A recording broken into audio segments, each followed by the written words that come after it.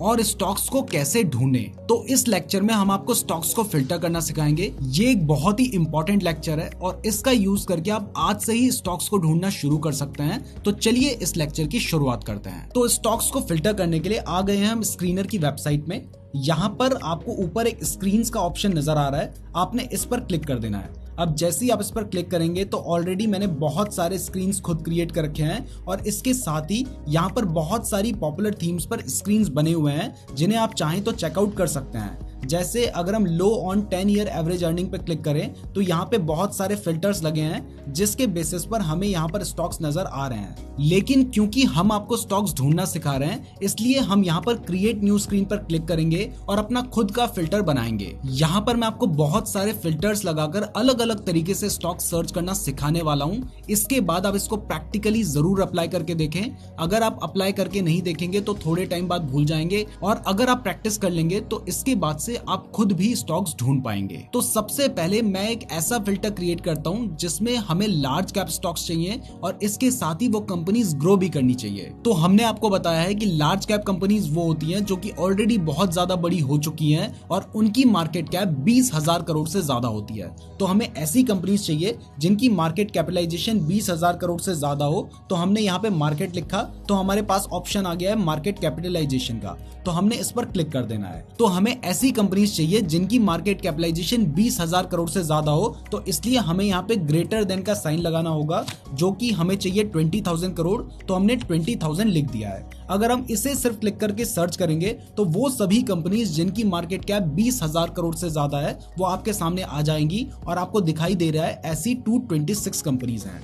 लेकिन हमें इसके साथ और भी बहुत सारे फिल्टर्स लगाने हैं। तो हम यहाँ पे लिखेंगे एंड, AND जैसे ही आप लिखेंगे तो वो ऑटोमेटिकली कैपिटल लेटर का बन जाएगा और इसके बाद नेक्स्ट फिल्टर जो आपको लगाना है वो आप यहाँ पे सर्च कर सकते हैं। तो अब क्योंकि हम एक ऐसी कंपनी चाहते हैं जो कि प्रॉफिटेबल हो तो यहाँ पर मैं प्रॉफिटेबिलिटी के लिए 2 रेशियोज लगाने वाला हूँ। एक है रिटर्न ऑन इक्विटी और दूसरा है रिटर्न ऑन कैपिटल एम्प्लॉयड, और ये दोनों ही मेरे हिसाब से 15 से ज्यादा होने चाहिए। तो मैंने यहाँ पे लिखा है रिटर्न ऑन इक्विटी का ऑप्शन आप देख रहे हैं आ गया है, तो मैंने इस पे क्लिक कर दिया है और ग्रेटर देन का मैंने साइन लगाया, साथ में 15 लग दिया और इसके साथ मैंने लिखा एंड। इसके बाद नेक्स्ट मुझे चाहिए रिटर्न ऑन कैपिटल एम्प्लॉयड, तो मैं वो भी लिख देता हूं रिटर्न ऑन कैपिटल एम्प्लॉयड। तो आप देख रहे हैं कि यहाँ नीचे ऑप्शन आ गया है रिटर्न ऑन कैपिटल एम्प्लॉयड का और ये भी हमें 15 से ज्यादा चाहिए, तो हमने ग्रेटर देन का साइन लगाया और यहाँ पे 15 लिख दिया। अब देखो एक बार इस पर क्लिक करके सर्च करके देखते हैं और देखते हैं कि हमारे सामने कितनी कंपनीज आई हैं। तो आप देख सकते हैं कि जहां इससे पहले 200 से भी ज्यादा कंपनीज हमारे सामने आ रही थी अब वो घटकर 97 हो चुकी हैं और वो सभी कंपनीज आई हैं जिनका रिटर्न ऑन इक्विटी और रिटर्न ऑन कैपिटल एम्प्लॉयड 15 से ज्यादा है। बट अभी 97 स्टॉक्स भी बहुत ज्यादा होते हैं रिसर्च करने के लिए, तो अब इसमें कुछ और फिल्टर्स ऐड करते हैं जैसे कि डेट टू इक्विटी। तो क्योंकि हमें ऐसी कंपनीज चाहिए जिनके ऊपर बहुत ज्यादा डेट ना हो तो हम डेट टू इक्विटी रेशियो को 0.5 से कम रखेंगे। आप 1 से कम भी लेकर चल सकते हैं। तो हमें यहाँ पे एंड लिखना होगा और इसके बाद हम लिखेंगे डेट टू इक्विटी। तो देखिए उसका ऑप्शन भी आ गया है और इसके बाद हम लेस देन का साइन लगाएंगे और यहाँ पर लिख देंगे 0.5। तो अब हमें ऐसी कंपनीज मिलेंगी जिनका डेट टू इक्विटी रेशियो 0.5 से कम है, यानी उनके ऊपर कर्ज भी ज्यादा नहीं होगा। अब एक बार फिर से रन दिस क्वेरी पे क्लिक करते हैं तो अब आप देखते हैं कि जहां इससे पहले 97 क्वेरीज हमारे सामने निकल के आ रही थी, यानी 97 स्टॉक्स हमारे सामने थे, अब वो घटकर 82 हो चुके हैं। अब अगर हमें और भी ज्यादा फिल्टर्स यूज करना है तो हमें फिर से एंड लिखना होगा और अब यहाँ पर मैं लिख रहा हूँ सेल्स ग्रोथ 10 से ज्यादा होना चाहिए और इसके साथ ही मैं एंड लगा के लिख रहा हूं कि प्रॉफिट ग्रोथ भी हमारा 10 से ज्यादा होना चाहिए।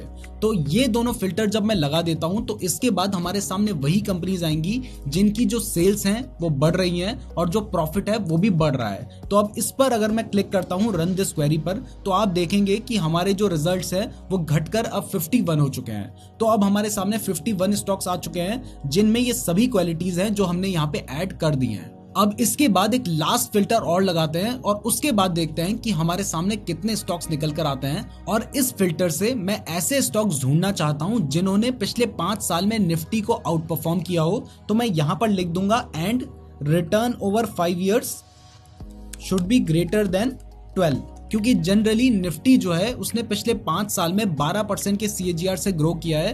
तो हम चाह रहे हैं कि हमें ऐसा स्टॉक दिखाई दे जो 12% से ज्यादा के CAGR से ग्रो कर रहा हो। वो 15 भी हो सकता है, 16 भी हो सकता है, 20 भी हो सकता है। तो हम जब ये सभी फिल्टर्स लगाने के बाद रन दिस क्वेरी पे क्लिक करेंगे तो हमारे सामने वो सभी स्टॉक्स आ जाएंगे जिनमें ये सभी क्वालिटीज होगी। अब यहाँ पर मैं आपको क्लियर कर दूं कि जब आप लास्ट वाली क्वेरी लगाते हैं उसके बाद आपको एंड नहीं लिखना है। अगर आप उसके बाद भी एंड लिखेंगे तो फिर ये सर्च नहीं कर पाएगा। आपको दिखाई दे रहा है ऊपर एक एरर है, तो हमें लास्ट में एंड नहीं लगाना है। लास्ट में आपने जो नंबर लिखना है अपने वो लिखने के बाद रन दिस क्वेरी पे क्लिक कर देना है।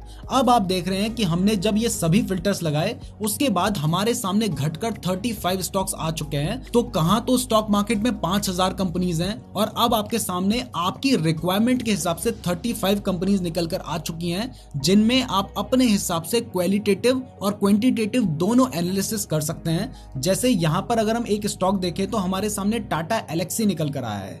ये आप देखेंगे कि इसकी मार्केट कैप 46,000 करोड़ से ज्यादा है। तो हमने फिल्टर लगाया था 20,000 करोड़ से ज्यादा होनी चाहिए। तो देखिए इसकी मार्केट कैप 46,000 करोड़ की है। इसके बाद नेक्स्ट हमने फिल्टर लगाया था रिटर्न ऑन इक्विटी और रिटर्न ऑन कैपिटल एम्प्लॉयड 15 से ज्यादा होना चाहिए। तो आप देखिए इसका रिटर्न ऑन इक्विटी 41% का है और रिटर्न ऑन कैपिटल एम्प्लॉयड 47% का है। ऐसे ही हमने एक फिल्टर लगाया था जिसमें हमने कहा था कि डेट टू इक्विटी रेशियो 0.5 से कम होना चाहिए।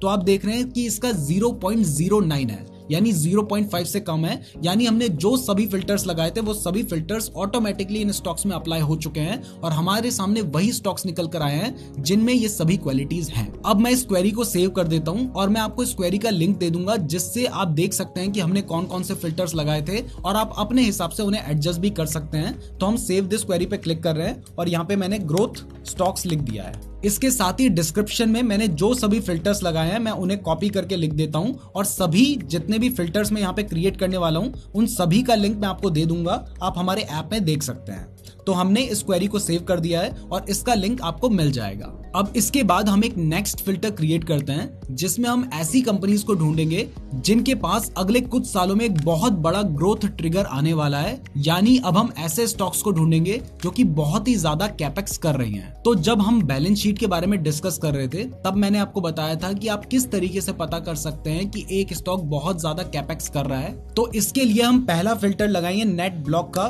क्योंकि हमें ऐसी कंपनीज चाहिए जिनका नेट ब्लॉक 3 साल पहले के नेट ब्लॉक से ज्यादा हो, यानी आज वो कंपनी ज्यादा कैपेक्स कर रही हो।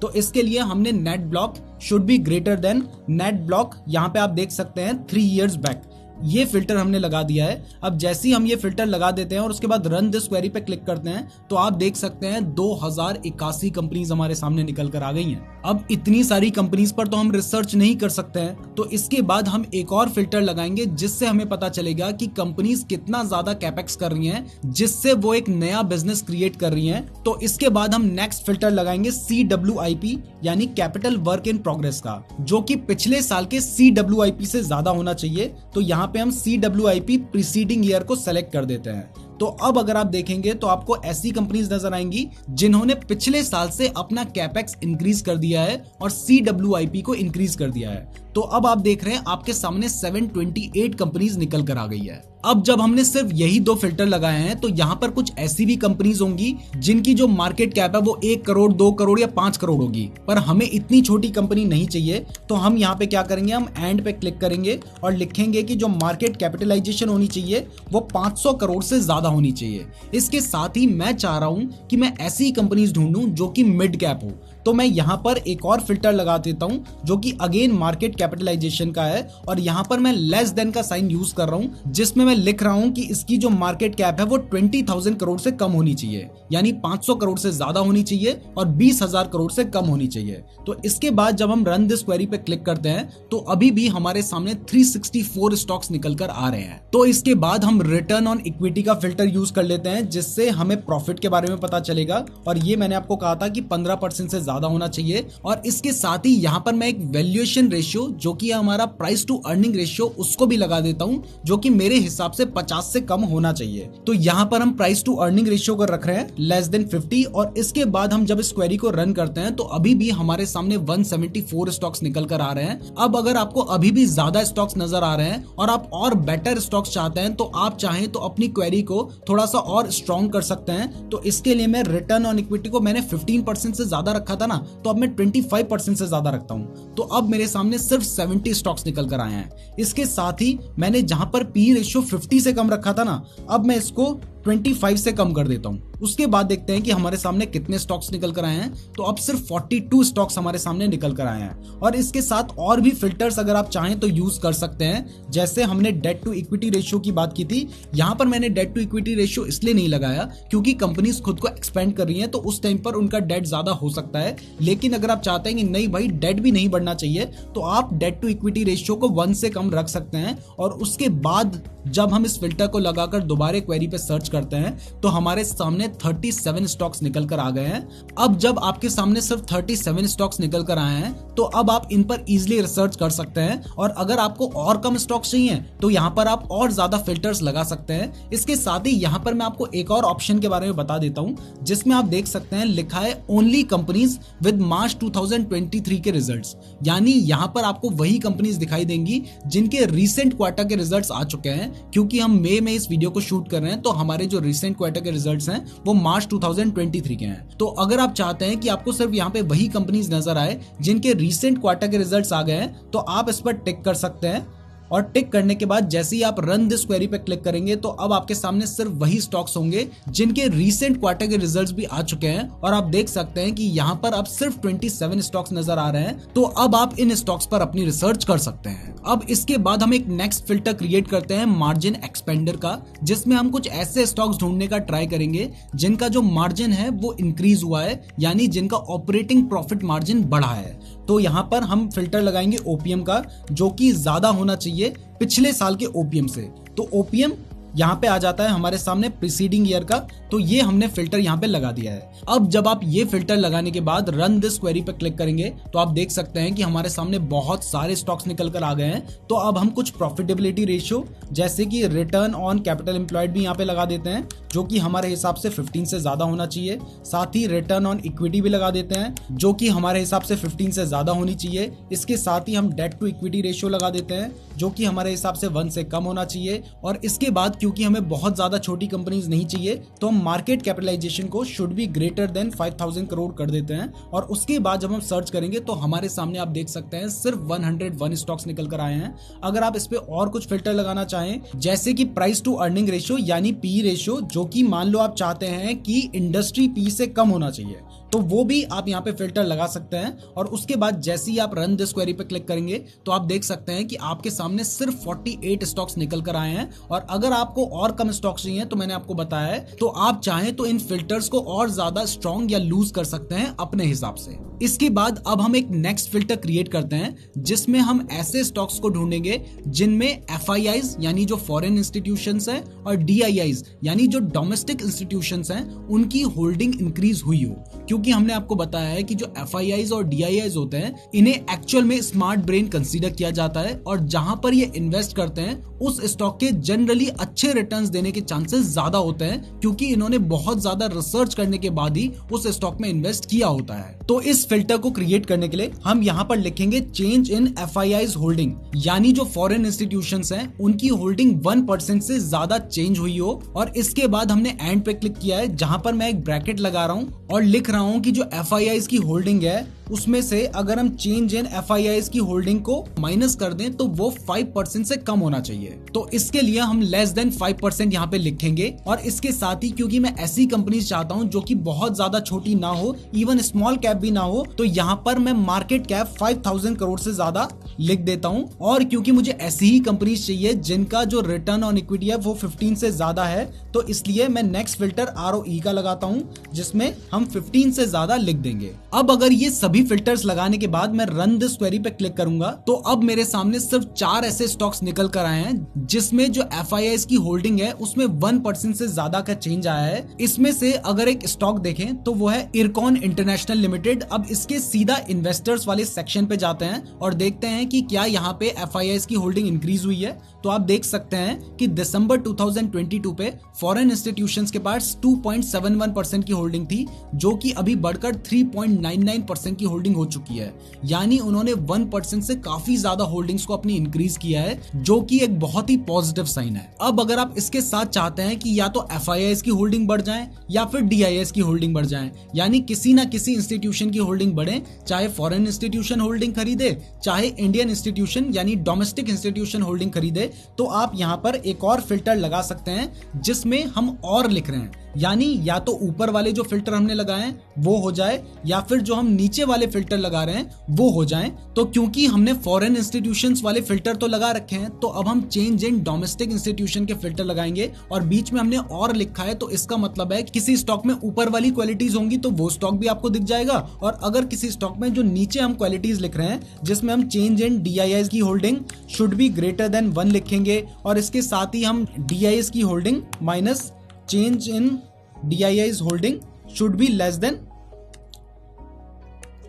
5 लिखेंगे। और अगेन इसके साथ ही मार्केट कैपिटलाइजेशन हम ऐसी चाहते हैं जो कि 5,000 करोड़ से ज्यादा हो और रिटर्न ऑन इक्विटी 15 से ज्यादा हो। यानी अब हमने जो फिल्टर लगाया उसमें हमें ऐसे स्टॉक्स दिखाई देंगे जिनमें या तो FIIs की होल्डिंग में चेंज आया हो, यानी या तो FIIs की होल्डिंग बढ़ी हो या फिर DIIs यानी डोमेस्टिक इंस्टीट्यूशंस की होल्डिंग बढ़ी हो। तो जब इस पे क्लिक करके हम रन दिस क्वेरी पे क्लिक करते हैं तो अब हमारे सामने आप देख रहे हैं कि पहले जहां 4 रिजल्ट निकल कर आ रहे थे अब 6 रिजल्ट निकल कर आ रहे हैं। अगर आप चाहते हैं कि थोड़े और ज्यादा रिजल्ट निकल कर आए तो हमने जहां पर 5,000 करोड़ की मार्केट कैप कर रखा था उसको मैं घटाकर 1,000 करोड़ की कर देता हूं और उसके बाद मैं रन दिस क्वेरी पे क्लिक करता हूं तो आप देख सकते हैं कि मेरे सामने 17 रिजल्ट निकल कर आ गए हैं। अब मैं क्या करता हूं 2,000 कर देता हूं कि जिनकी मार्केट कैप 2,000 करोड़ से ज्यादा हो। तो अब देखते हैं कि हमारे सामने कितने रिजल्ट निकल कर आए हैं। तो अब हमारे सामने 15 रिजल्ट निकल कर आ गए हैं। तो आप देख सकते हैं कि आपके सामने कौन कौन से स्टॉक निकल कर आए हैं। अब यहां पर हमें एक स्टॉक नजर आ रहा है जो कि है सैक्सॉफ्ट, तो मैं इस पे क्लिक करता हूं। अब आप यहां पर हम वापस चलते हैं डायरेक्टली इन्वेस्टर्स पे, तो आप देख सकते हैं कि यहां पर इसमें भी FIIs की होल्डिंग इंक्रीज हुई है जो कि 4.76% बढ़ चुकी है।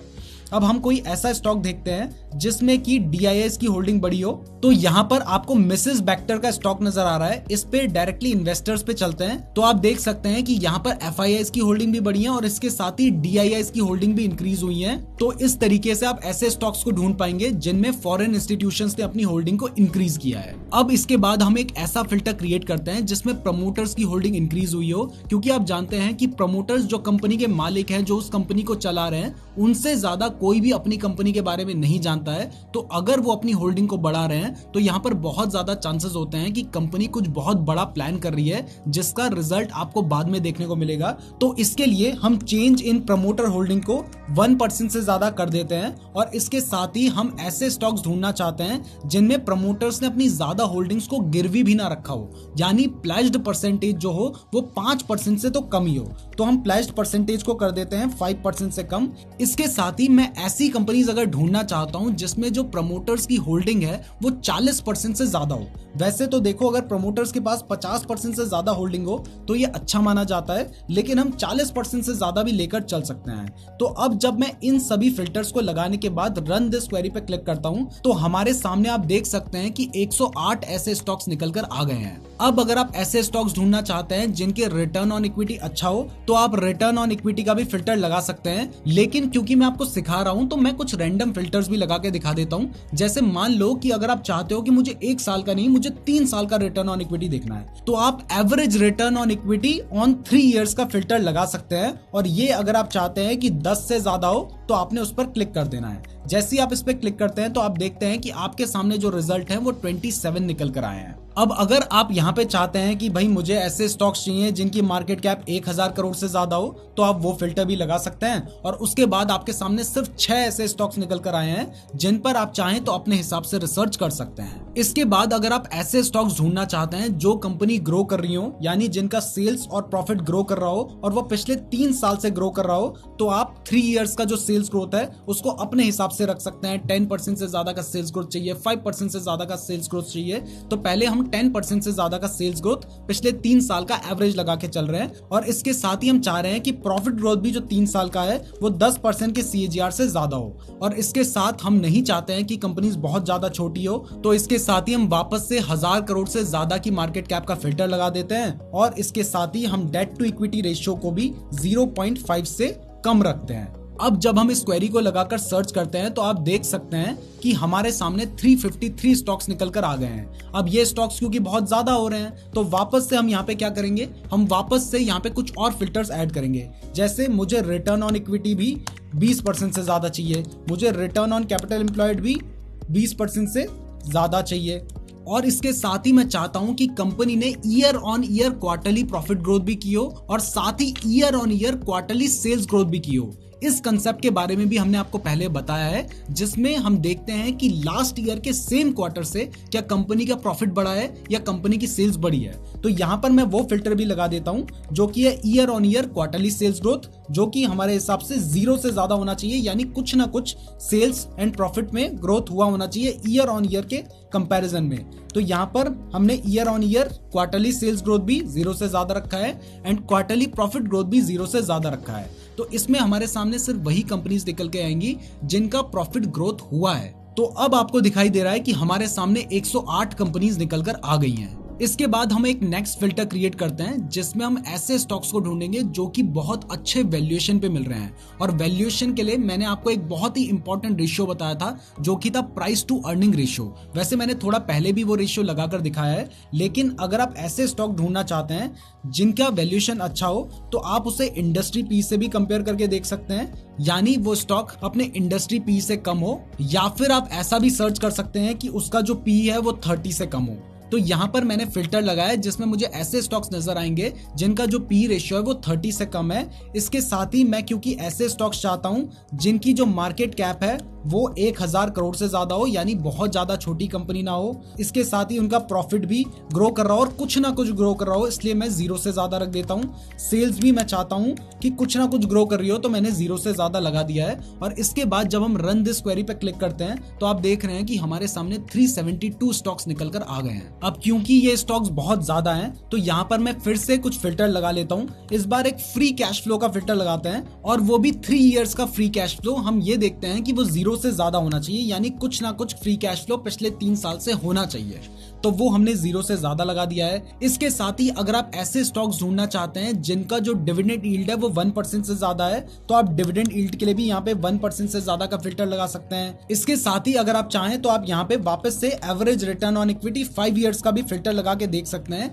ये सब कुछ मैं आपको सिखाने के लिए बता रहा हूँ। यहाँ पर एंडलेस पॉसिबिलिटीज हैं, आप जितने चाहें उतने फिल्टर्स यूज कर सकते हैं अपने हिसाब से, अपनी रिक्वायरमेंट के हिसाब से यहाँ पे फिल्टर्स लगा के देख सकते हैं। किसी फिल्टर को हटा भी सकते हैं, किसी फिल्टर को लगा भी सकते हैं। ये सब कुछ आपकी नॉलेज पे डिपेंड करता है, जो कि आप हमारे कोर्स को सीखकर ले ही लेंगे। अगर आप हमारे कोर्स को ध्यान से देख रहे होंगे तो बहुत सारी चीजें आपने नोट भी की होगी। हमने आपको शुरू में ही कहा था कि आपको इस कोर्स को नेटफ्लिक्स की तरह लेट कर नहीं देखना है, बल्कि साथ में नोट्स भी बनाने हैं। तो अगर आपने नोट्स बनाए हैं तो उन नोट्स को भी आप यहाँ पे अप्लाई कर सकते हैं, बस आपको greater than and less than समझ लेना है। तो हमने यहाँ पर ये फिल्टर भी लगा दिया है। और इसके बाद एक और फिल्टर लगा लेते हैं प्रमोटर्स होल्डिंग का, जो कि हमारे हिसाब से 40% से ज्यादा होनी चाहिए। अब ये सब लगाकर जब हम सर्च करेंगे तो हमारे सामने 84 स्टॉक्स निकल कर आ गए हैं। तो इस तरीके से आप स्टॉक्स को फिल्टर करके ढूंढ सकते हैं। अब लास्ट में मैं एक अपने हिसाब से फिल्टर क्रिएट करता हूं जो कि जनरली मैं यूज करता हूं, जिसमें मुझे जितने रेशियोज पसंद है मैं उन सभी रेशियोज को लगाने की कोशिश करूंगा। तो सबसे पहले मुझे ऐसी कंपनीज चाहिए होती हैं जनरली जिनकी मार्केट कैप 500 करोड़ से ज्यादा हो। इसके बाद मुझे ऐसी कंपनीज चाहिए होती हैं जिनका जो रिटर्न ऑन इक्विटी है वो कम से कम 15%, इसके साथ ही रिटर्न ऑन कैपिटल एम्प्लॉयड भी 15% से ज्यादा होना चाहिए। इसके बाद मुझे कंपनीज के ऊपर डेट पसंद नहीं है, तो मुझे डेट टू इक्विटी रेशियो 1 से कम चाहिए होता है। इसके बाद मुझे ऐसी कंपनीज चाहिए होती है जिनका प्रॉफिट बढ़ रहा हो, कुछ ना कुछ बढ़ रहा हो, तो वो मैं 0 से ज़्यादा लगा लेता हूँ। साथ में मुझे चाहिए होता है कि सेल्स भी बढ़ रही हो, तो वो भी मैं 0 से ज़्यादा लगा लेता हूँ। इसके बाद मुझे प्रमोटर्स की जो होल्डिंग है ना, उनसे भी बहुत ज़्यादा प्यार है, तो मैं चाहता हूं कि प्रमोटर्स की होल्डिंग एटलीस्ट 40% से ज़्यादा हो और उनकी ज़्यादा परसेंट होल्डिंग्स प्लेज ना हो, तो मैं प्लेज परसेंटेज को जनरली 10 से कम रखता हूं। वैसे आप 5 से कम रखें तो ज़्यादा बेटर है। इसके बाद मुझे ऐसी कंपनीज बहुत ज्यादा पसंद है जिन्होंने ईयर ऑन ईयर ग्रोथ की हो, तो यहां पर मैं year on year sales growth 0 से ज्यादा और year on year profit growth भी 0 से ज्यादा रखता हूं। अब देखो यहाँ पे मैंने मार्केट कैप लगा दिया है, प्रॉफिटेबिलिटी के लिए मैंने रिटर्न ऑन इक्विटी लगाया, रिटर्न ऑन कैपिटल एम्प्लॉयड लगाया है। यहाँ पे मैं एक नेट प्रॉफिट भी लगा लेता हूँ जो कि 0 से ज्यादा होना चाहिए। तो यहाँ पे मैंने डेट को भी अपने फिल्टर में रख लिया है, साथ ही प्रॉफिट को भी रख लिया है, मार्केट कैप को भी रख लिया है और यहाँ पर मैंने प्रमोटर्स होल्डिंग को भी रख लिया है, प्लेज्ड परसेंटेज को भी देख लिया है कि वो कम होनी चाहिए, अपने फिल्टर में रखा है, सेल्स ग्रोथ भी रखी है, प्रॉफिट ग्रोथ भी रखा है। लेकिन यहाँ पर मेरा वैल्यूएशन रह गया है, तो मैं पीई रेशियो को भी यहाँ पर रख लेता हूं जो कि मेरे हिसाब से इंडस्ट्री पी से कम होना चाहिए। तो मैंने ये सभी फिल्टर्स लगा दिए हैं और इसके बाद मैं एक लास्ट में रन दिस क्वेरी पे क्लिक करता हूं, तो आप देख सकते हैं कि मेरे सामने 128 स्टॉक्स निकल कर आ गए हैं। अब जब ये सभी स्टॉक्स आपके सामने निकल कर आ गए हैं ना, तो अब यहां पर आप क्या कर सकते हैं, आप अगर मार्केट कैप के हिसाब से चाहते हैं कि सबसे पहले मुझे जो कंपनी सबसे छोटी है वो दिखाई दे, तो आप यहाँ पे मार्केट कैप पे क्लिक कर सकते हैं। अब आप देख रहे हैं कि जैसे आप क्लिक करेंगे तो यहाँ पर सबसे छोटी कंपनी आपको यहाँ पे नजर आ रही है, 504 करोड़, फिर 508 करोड़, फिर 511, फिर 521। ऐसे ही अगर आप पी रेशियो के बेसिस पर कंपेयर करना चाहते हैं तो आप इस पर क्लिक करेंगे तो सबसे कम जिसका पी रेशियो है वो कंपनी आपके सामने आ गई। ऐसे ही अगर आपको करंट प्राइस से बहुत ज्यादा मतलब है कि नहीं भाई मुझे महंगे स्टॉक नहीं चाहिए, तो आप इस पर भी क्लिक करके देख सकते हैं कि सबसे सस्ता स्टॉक कौन सा इस फिल्टर में आ रहा है। तो आपको दिखाई दे रहा है 8 रुपए का एक स्टॉक है मिष्ठान फूड्स, जो कि इन सभी फिल्टर्स को पास करके हमारे सामने आ रहा है। और अगर आप चाहते हैं कि मुझे ज्यादा महंगे स्टॉक्स दिखाई ना दे, तो आप यहां पर क्या कर सकते हैं, मान लो आप 2000 रुपए से सस्ते स्टॉक्स देखना चाहते हैं, तो आप करंट प्राइस पे क्लिक करो, लेस देन 2000 लिख दो। उसके बाद आप देखो कि आपके सामने सिर्फ वही स्टॉक्स निकल कर आएंगे जिनकी जो शेयर की प्राइस है वो 2000 रुपए से कम है। देखिए लास्ट जो हमारे सामने स्टॉक निकल कर आ रहा है उसकी जो प्राइस है वो 1974 रुपीज है। अब मैं वापस से इसको चेंज करके ना 1000 रुपीज से कम स्टॉक्स देखता हूं। तो अब हमने 1000 कर दिया और इस क्वेरी को हम रन करते हैं, तो अब हमारे सामने सिर्फ 96 स्टॉक निकल कर आ रहे हैं। और अब आप देख सकते हैं कि हमारे पास सबसे छोटा स्टॉक तो वही है, लेकिन अगर सबसे बड़ा स्टॉक देखें तो वो है सन फार्मा, जिसकी प्राइस 969 रुपीज चल रही है। तो दोस्तों आज आपने सीखा कि कैसे आप प्रैक्टिकली स्टॉक्स को ढूंढ सकते हैं, कैसे आप स्टॉक्स को फिल्टर कर सकते हैं। इसके साथ ही पहले जो भी आपने सीखा था वो सब कुछ इस लेक्चर को सीखने के बाद आप अप्लाई करना भी सीख चुके हैं। अब इसके बाद मेरी आपसे रिक्वेस्ट है कि आप स्क्रीनर की वेबसाइट पे जाएं, वहां पर जाकर अपने हिसाब से फिल्टर क्रिएट करें, थोड़ा प्रैक्टिस करके देखें, अपने हिसाब से स्टॉक्स ढूंढ कर देखें और थोड़ी रिसर्च करके देखें। जितना ज्यादा प्रैक्टिस करेंगे उतना ज्यादा ही आपकी नॉलेज बढ़ती चली जाएगी। तो आज के लेक्चर के लिए बस इतना ही, अब मिलते हैं नेक्स्ट लेक्चर। नमस्कार दोस्तों, मैं नीरज जोशी स्वागत करता हूं आपका हमारे स्टॉक मार्केट इन्वेस्ट